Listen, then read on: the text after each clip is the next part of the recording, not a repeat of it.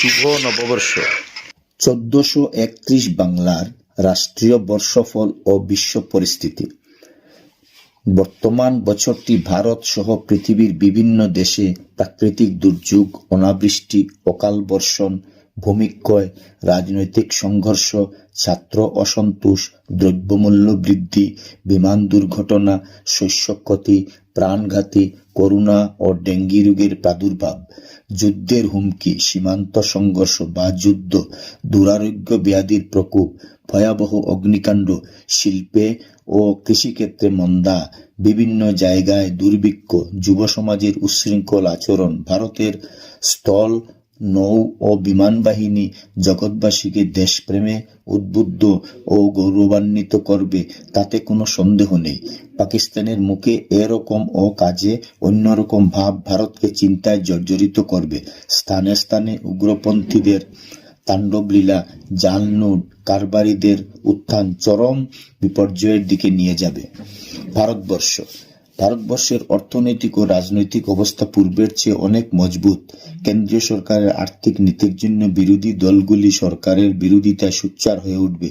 প্রধানমন্ত্রী তার স্বচ্ছ ভারত গড়ার স্বপ্নকে আরও বাস্তবায়িত করার চেষ্টায় ব্রতী থাকবেন। বিরোধী নেতৃত্বের সমালোচনায় সরকার বিশেষ সমস্যায় না পড়লেও সহযোগী দলগুলি সরকারকে নানাভাবে বিব্রত করবে। জ্ঞানী গুণী ধর্মাশ্রয়ী ব্যক্তিগণ বিভিন্ন সময়ে বিপদের সম্মুখীন হবেন। চীনের সঙ্গে মিলে পাকিস্তান একের অধিক বার ভারতে আক্রমণ শানিয়ে মাত্রাতিরিক্ত ক্ষতিগ্রস্ত হয়ে ভারতের উপর প্রবল আঘাত হানতে পারে। কাশ্মীর সমস্যা নিয়ে পাকিস্তানের সঙ্গে সংঘর্ষ লাগবে। প্রধানমন্ত্রী তারও শাসন ব্যবস্থাকে জোরদার করার জন্য সচেষ্ট হবেন। দেশের পূর্বে ও উত্তর ভাগে জলোচ্ছ্বাসের প্রভাব, অতিবৃষ্টির কারকতা, দক্ষিণ পশ্চিমাংশের রাজ্যগুলিতে খরা ও দুর্ভিক্ষের আশঙ্কা করা যায়। রেল দুর্ঘটনা, নারী নির্যাতন, দুর্নীতি দমন, ভূমিকম্প, মূল্যবৃদ্ধি, বেকারত্ব দূরীকরণের চেষ্টা, শিক্ষাক্ষেত্রে নৈরাজ্য, প্রধানমন্ত্রী তার মন্ত্রিসভার সদস্যদের সজাগ দৃষ্টি রাখার জন্য ও জোরদার করার জন্য প্রতিনিয়ত চেষ্টা চালিয়ে যাবেন।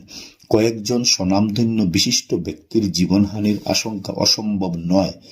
বর্তমানে কোভিড-19 অতিমারি ভাইরাসের দমন আয়ত্তে আসলেও কিছু কিছু প্রাণহানি এখনো হতে দেখা যায়। ডেঙ্গি প্রভৃতি রোগের আক্রমণ হলেও তা প্রায় আরোগ্য লাভের দিকে সফল হয়েছে। রাজনৈতিক, ক্রীড়া, সংস্কৃতি জগতের কয়েকজনের জীবনহানির আশঙ্কা দেখা যায়।